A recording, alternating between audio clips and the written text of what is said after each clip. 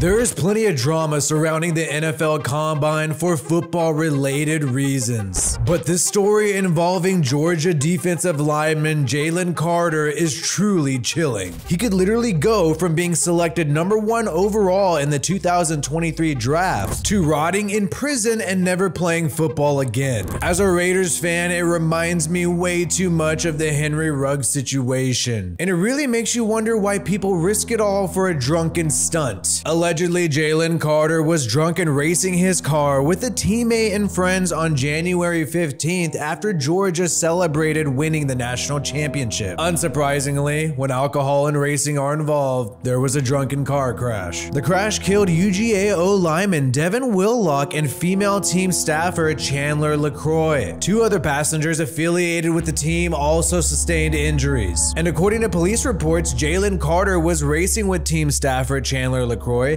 just outside of Athens, Georgia around 2:30 a.m. According to the official investigation, both vehicles switched between lanes, drove in the center turn lane, drove in opposite lanes of travel, overtook other motorists, and drove extremely fast while racing each other. Chandler LaCroix's vehicle apparently got up to 104 miles per hour. The speed limit was 40, and she had a .197 blood alcohol level when tested at the hospital after the crash. And Jalen Carter freaked out and gave a lot of conflicting reports to the police, including saying he was driving behind LaCroix and wasn't racing, to even saying at one point he heard the crash from a mile away at an apartment. Incidentally, Jalen Carter got a ticket in September 2022 for driving 89 miles per hour in a 45 zone. The details of the fatal crash itself are hard to hear, so make sure more sensitive viewers are out of the room before continuing to watch this video. Apparently, LaCroix's car, according to official reports, struck a curb with its front passenger tire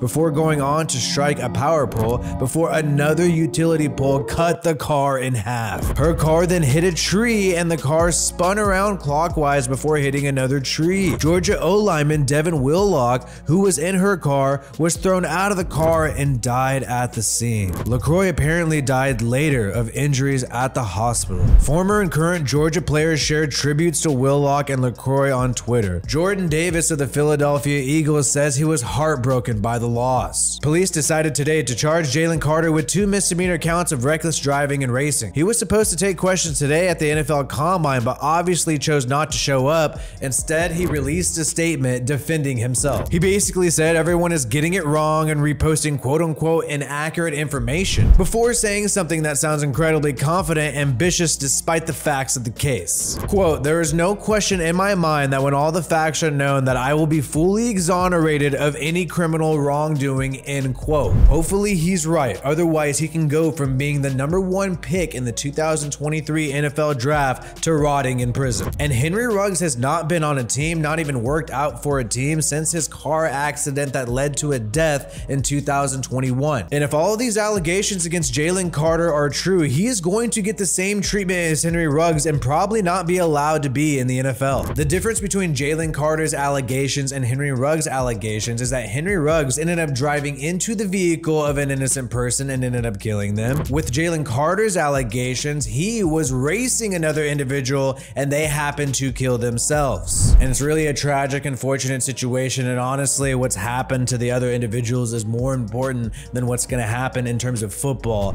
But in terms of what is going to happen with the NFL draft, Jalen Carter's situation right now is going to have huge ramifications. The whole entire draft order in 2023 is going to completely change. There are teams that were very confident in taking Jalen Carter with the top 5 picks, but now you're going to see a lot of these teams try to trade back. Jalen Carter, Will Anderson, these are the top defensive guys that you can see picking with the top 5 pick. But think about the Bears, think about the Cardinals, the people in play for someone like Jalen Carter. If he's not there, I could totally see them trading back for cheap, because you're not going to want to have that top 5 draft pick for a player who's not at the level of somebody like Jalen Carter. And maybe you'll see more teams try to trade up. Maybe they'll know the Bears and Cardinals are open to moving their picks probably for a cheaper price, since everybody's going to maybe know that Jalen Carter's not up there in the top 5 available. But this is a tragic situation, especially for the victims involved, and it really sucks that this happened, and it was a complete accident. Jalen Carter is trying to celebrate with people after winning the national championship. They're trying to have fun, but then they do something reckless like driving like that and racing and alcohol possibly being being involved with Jalen Carter, but for sure involved with the victim. All this is a recipe for a disaster and has cooked up a critical mistake for Jalen Carter and his career. He could have possibly ended his career before it even started, and for what? And for what? Just to have some fun and to celebrate like this. There are different ways to celebrate that don't completely jeopardize your future, and hopefully other people, other young kids who are coming from college into the NFL, take a look at these situations and think twice before they make an action like this. Either way, we'll keep you up to date with everything happening in the NFL. Like this video if you have not yet, and subscribe to WiFiWillie NFL for more content. Peace out, and I hope everybody has a good one.